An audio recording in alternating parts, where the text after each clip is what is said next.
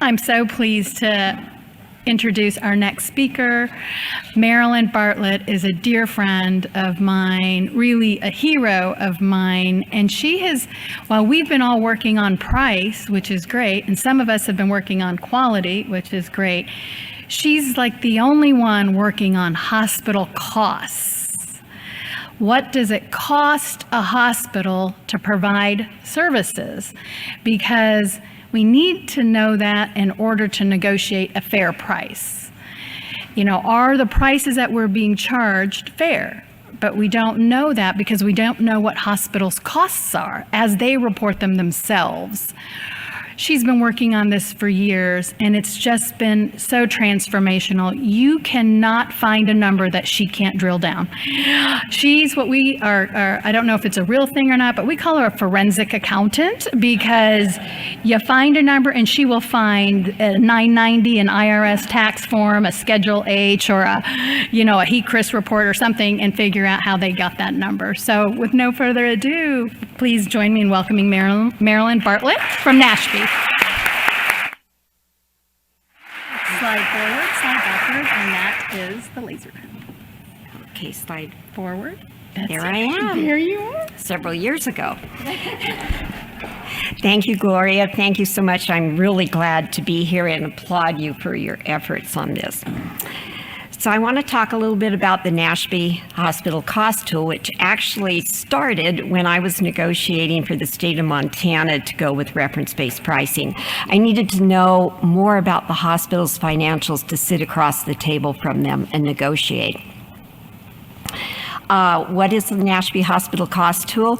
It's an online tool that will help purchasers and state officials to better understand and address the hospital costs. We see hospital prices. We see a lot of that transparency. I needed to know the hospital costs. We use the Medicare cost report data because it is the only public source available that you can drill down to the actual hospital costs. Our tool is, although we do in our full database at NASHP have all hospitals, we're only publishing acute care and critical access hospitals. So 4,600 plus hospitals. We have 10 years of data.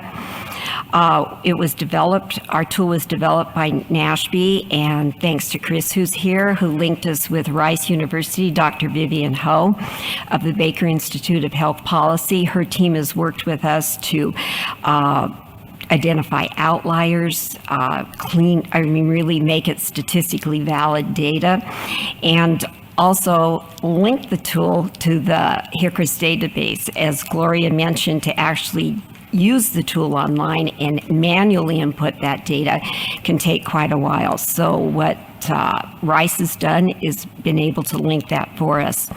All of our work has been done with the support of Arnold Ventures. Thank you so much, Hunter. We couldn't have done it without Arnold Ventures. And then Mathematica also has provided the dashboard for us. And this website here is a link. But let me talk a little bit about it. One of the things you can find on the tool itself is state level information. And this particular tab would take you to numerous graphs. I've got a couple of them here. This first one is we look at the median. This is the median operating profit per adjusted patient discharge, and we calculate that using the standard formulas available so that we can look at blended outpatient inpatient. So what this chart shows you is a comparison of Indiana to national. And you'll see that Indiana is the blue number on top. If you were to hover over any of these little bullet points, just like Gloria showed you with her Mathematica tool, you can get the detail. You can get the year, the number of hospitals included. If you were to hover over 2019, you'll see there's 119 hospitals in Indiana for this median. Acute care critical access hospital, you can compare to other states. This isn't unusual on these trends. It's kind of interesting because nationally we see that trend kind of being flat. It doesn't mean positively. What you see is that costs and prices are raising at the same level. So that difference has been kind of flat. But let's drill down a little bit lower. Let's take a look at hospital bed size, and let's see how this is distributed. Again, this is the median operating profit loss per adjusted patient discharge in 2019. If you were to hover over the point, you'd see some of the data that I posted there so that you can see the volume of hospitals in those different bed sizes. And you'll see where the median was that I showed you of about 2,500 for the operating profit. You see how much that varies by hospital bed size.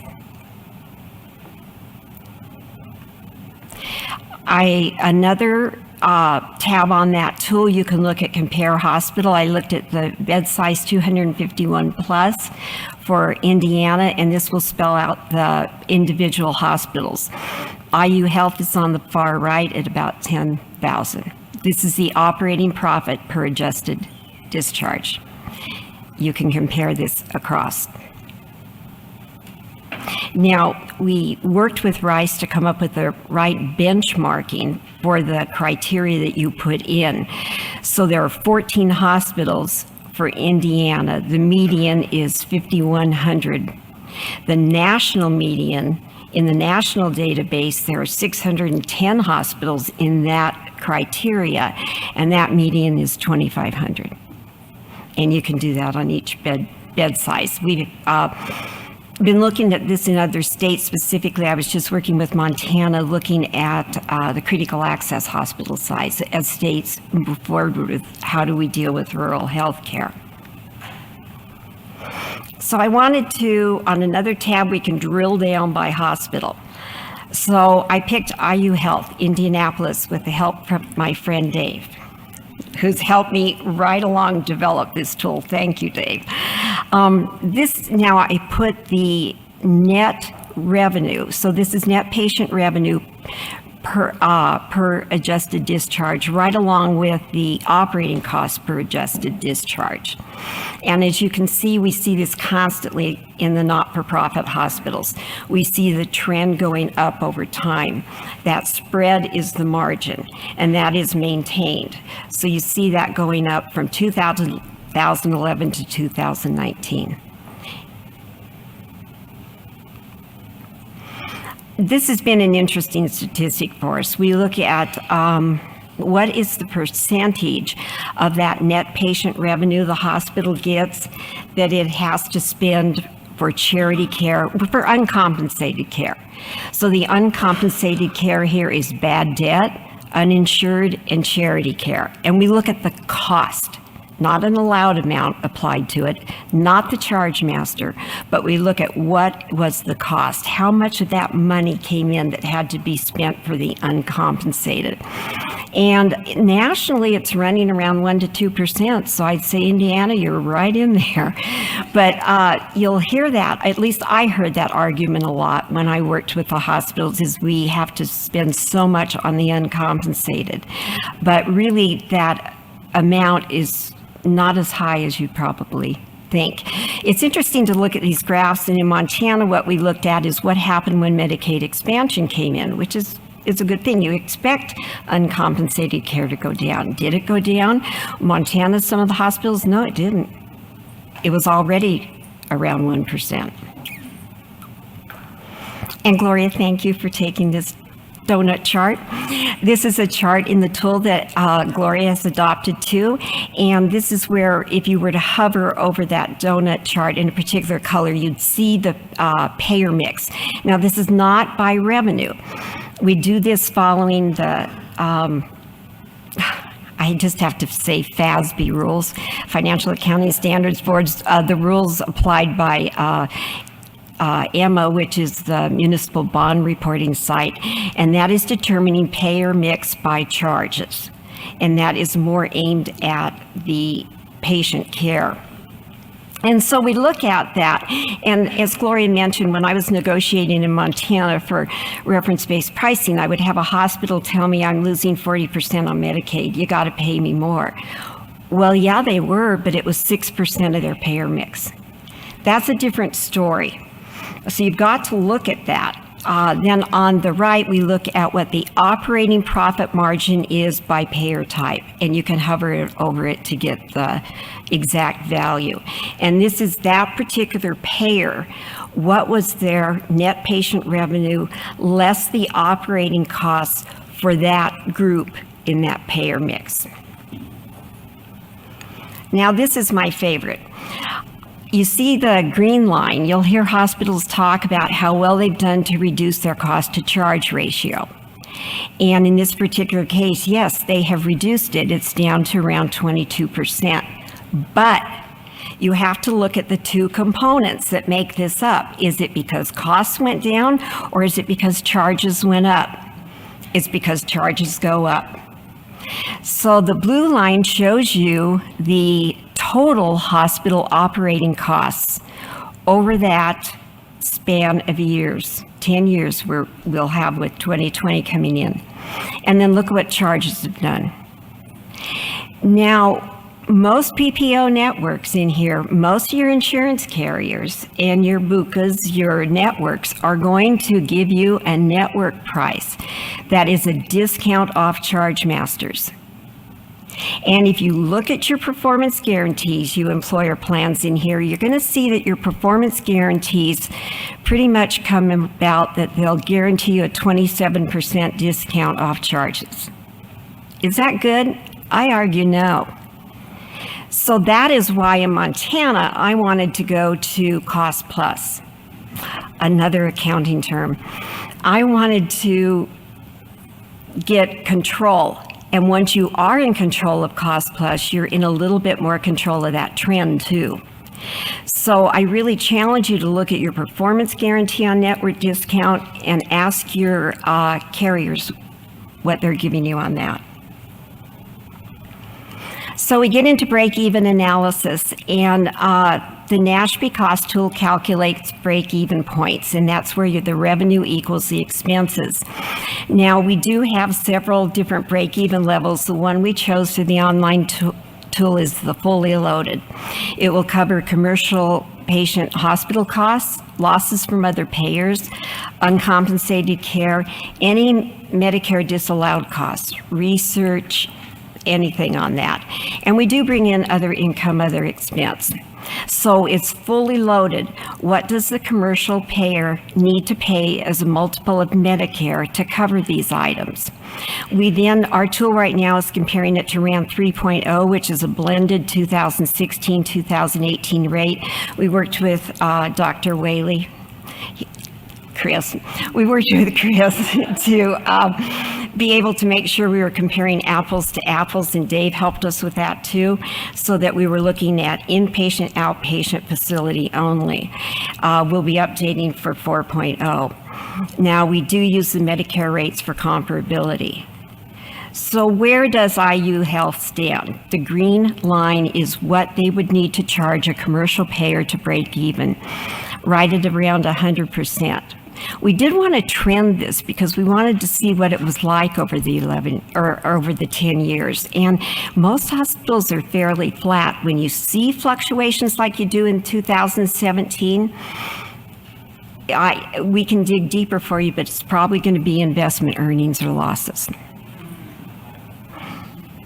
Our break-even level 2 doesn't take that into account, and 3 does, and we might be looking at trying to add that. Blue line is the RAND price.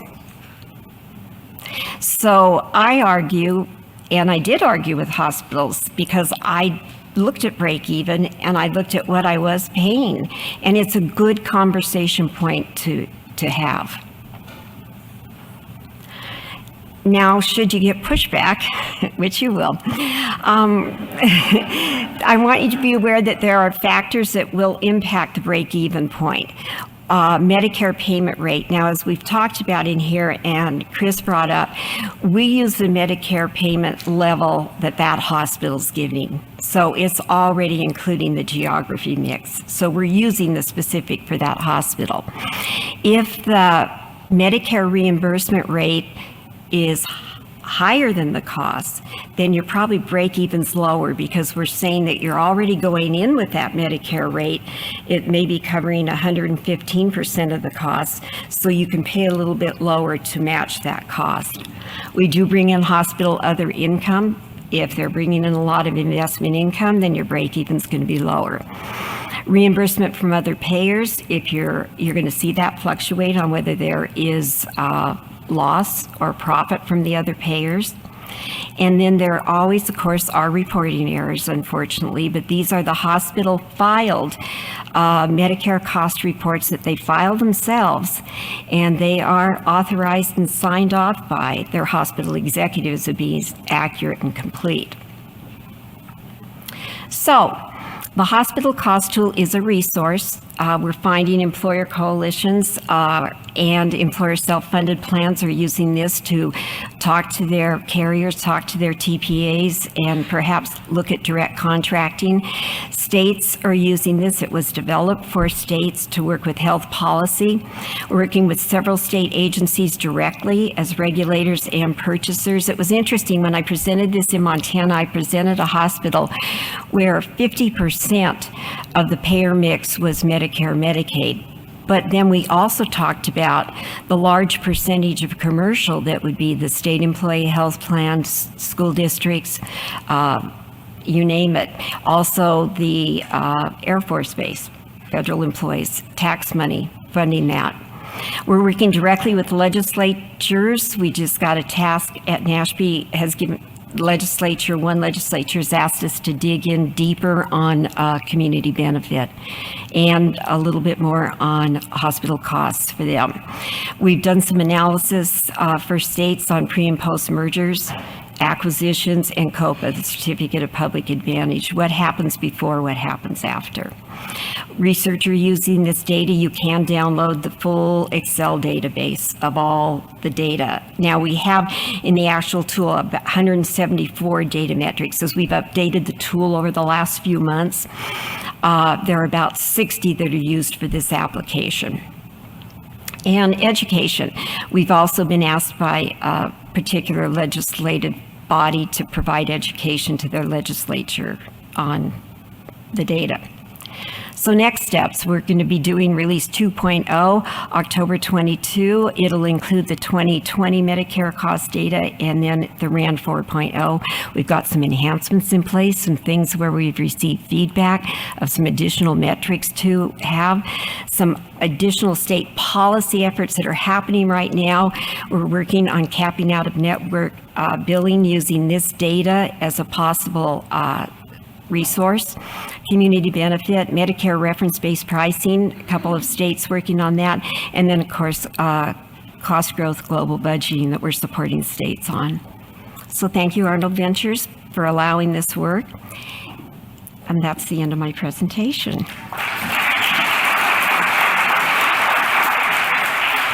Thank you.